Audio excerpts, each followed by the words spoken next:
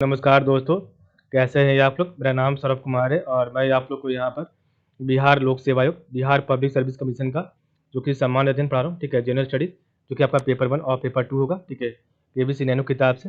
तो आज हम आपका जनरल स्टडीज़ पेपर 1 को पढ़ेंगे और इसका सेक्शन 1 को पढ़ेंगे, ठीक है? बीपीएससी मेंस, ठीक है? तो आपका जो है पेपर 1 में आपका सेक्शन 1 जो है जनजातीय विद्रोह, इसका क्वेश्चन जो है आपका प्रीवियस ईयर में जो पूछा गया, उसको पढ़ने जा रहे हैं, ठीक है? तो आज हम क्वेश्चन नंबर 16 पढ़ेंगे। बिहार में संताल विद्रोह 1855 से लेकर 56 के कारणों एवं परिणामों का मूल्यांकन कीजिए, ठीक है? तो आपका क्वेश्चन 63rd बीपीएससी में पूछा गया था 2019 में, ठीक है? तो बिहार में संथाल विद्रोह 1855-56 के कारणों एवं परिणामों का मूल्यांकन कीजिए, ठीक है? और आपका इसमें क्वेश्चन नंबर 2, ठीक है? तो आपका ये क्वेश्चन नंबर 2 होगा, ठीक है? तो देखिए आपके बिहार में संथाल विद्रोह, तो बिहार में संथाल विद्रोह 1855-56 के कारणों एवं परिणामों का मूल्यांकन कीजिए। ये आपका 63rd बीपीएससी 2019 से पूछा गया था, ठीक है? तो इसका जो आंसर करने का जो एक मेन आपका पॉइंट होगा, वो आपका ये है, संयुक्त बिहार। तो आपका झारखंड को लेकर संयुक्त बिहार में संथाल विद्रोह के इतने बड़े पैमाने पर सशस्त्र रूप धारण करने के मूल कारणों एवं परिणामों की चर्चा करना है यहाँ पर, ठीक है? आपका ये आंसर करने का ये आपका पॉइंट होगा, ठीक है? तो अंग्रेजों के उन अनेक सशस्त्र संघर्ष वनवासियों, तो अंग्रेजों के अनेक सशस्त्र संघर्ष वनवासियों अथवा जनजातियों से हुए, ठीक है?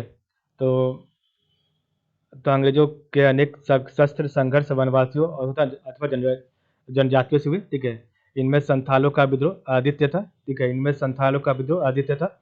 यह विद्रोह 1855-56 में वर्तमान बिहार एवं झारखंड के संयुक्त प्रांत में हुए, यद्यपि राजमहल की पहाड़ियों के आसपास के क्षेत्र अधिक प्रभावित रहे, ठीक है?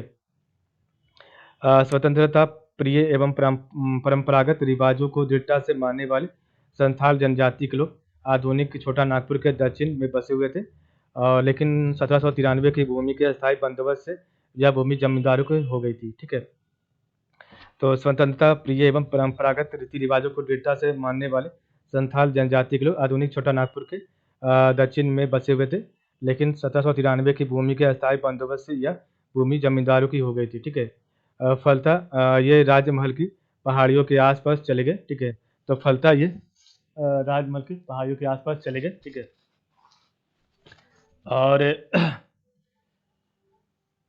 और एवं उसके उस क्षेत्र को कठिन परिश्रम से खेती-बाड़ी योग्य बनाया। लेकिन इस भूमि पर भी ज़मींदारों ने अपने दावे किए। इसके साथ ही इनकी खेती से इनका अंग्रेज़ों से टकराव बढ़ गया था। शीघ्र ही ये पुलिस के दमन और अत्याचारों के शिकार हो गए।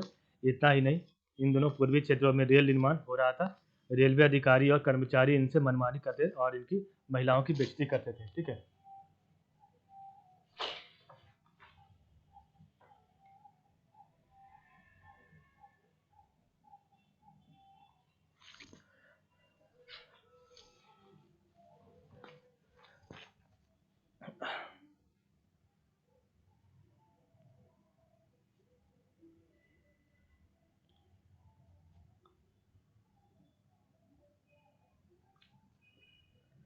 और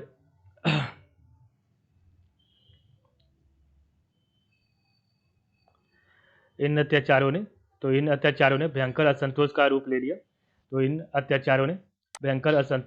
लिया। जो 1855-56 में एक सशस्त्र विद्रोह के रूप में प्रकट हुआ, और जिसमें भागलपुर, मानभूम, राजमहल की जनजातियों ने भाग लिया। प्रारंभ में संथालों ने अपनी स्वतंत्रता की घोषणा करते हुए जमींदारों, महाजनों, पुलिस एवं अधिकारियों पर हमले किए एवं उनकी हत्याएं की। साथ ही रेलवे स्टेशन, डाकघर, पुलिस एवं फैक्ट्रियों पर आक्रमण किए। इन्होंने भागलपुर एवं राजमहल के मध्य डाक, तार एवं रेल सेवाओं को ठप कर दिया। परिणाम स्वरूप अंग्रेजों ने विद्रोह का दमन करना प्रारंभ किया, ठीक है? एवं क्षेत्र में मार्शल लॉ लागू कर दिया, ठीक है? संथालों के नेता सिद्धू एवं कानून सहित लगभग 10,000 संथाल मारे गए। और विद्रोह धीरे धीरे जब शांत हुआ तो इस क्षेत्र का शासन सीधे भारत के गवर्नर जनरल के हाथों में दे दिया गया, ठीक है? इस क्षेत्र को संथाल परगना नाम दिया गया। और संथालों को विशेष सुविधाएं के बहाने इसे एक जो है बहिर्गत क्षेत्र, एक्सक्लूडेड एरिया घोषित कर दिया। शासन ने सैनिक अभियान, पुलिस दमन के साथ साथ ईसाई मिशनरियों का भी सहारा लिया। भारतीय जनता से इन वनवासियों को अलग कर दिया गया, परंतु इस क्षेत्र में ईसाइयों पादरियों को जाने की छूट दी गई और उन्हें प्रोत्साहित किया गया। ठीक है, तो आपका जो है आगे क्या है बताते हैं, एक मिनट पढ़ते हैं। तो आपका जो है संथालों के नेता, तो संथालों के नेता सिद्धू एवं कानू सहित लगभग 10,000 संथाल मारे गए। विद्रोह धीरे धीरे जब शांत हुआ तो इस क्षेत्र का शासन सीधे भारत के बहाने इस बहिर्गत क्षेत्र घोषित कर दिया गया, एक्सक्लूडेड एरिया घोषित कर दिया गया। और शासन ने सैनिक अभियान, पुलिस दमन के साथ साथ ईसाई मिशनरियों का भी सहारा लिया। भारतीय जनता से इस वनवासियों को अलग कर दिया गया, परंतु इस क्षेत्र में ईसाई पादरियों को जो है जानने की छूट दी गई और उन्हें प्रोत्साहित किया गया। ठीक है, नेक्स्ट आपका है की टू रिमेंबर। तो आपका जो क्वेश्चन हमने पढ़ा उसका कुछ इंपॉर्टेंट पॉइंट है। तो संथाल विद्रोह जो कि आपका 1855-56 में हुआ था। ठीक है, तो संथाल विद्रोह 1855-56 में हुआ था। इसके नेता जो है सिद्धू और एवं कानू थे। इसका क्षेत्र भागलपुर, मानपुर एवं राजमहल की पहाड़ियों के आदिवासी क्षेत्र थे। ठीक है, तो इसका क्षेत्र जो था भागलपुर, मानपुर एवं राजमहल की पहाड़ियों के आदिवासी। ठीक है, कारण क्या था? तो कारण था जमींदारों एवं साहूकारों द्वारा शोषण, अत्याचार, साथ ही पुलिस का दमन। ठीक है, तो कारण जमींदारों एवं साहूकारों द्वारा शोषण, अत्याचार, साथ ही पुलिस का दमन। इनके परंपरागत जमीन से इन्हें बेदखल किया जाना, तो इनके परंपरागत जमीन से इन्हें बेदखल किया जाना।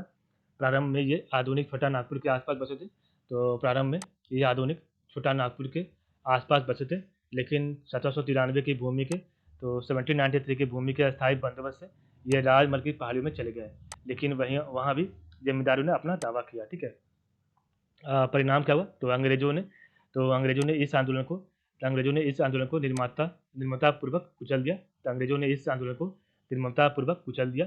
कैप्टन फागान के नेतृत्व में, पैलापुर के मोतीबिल में कान्हू मारा गया एवं सिद्धू पकड़ा गया। ठीक है, और क्षेत्र का शासन गवर्नर जनरल के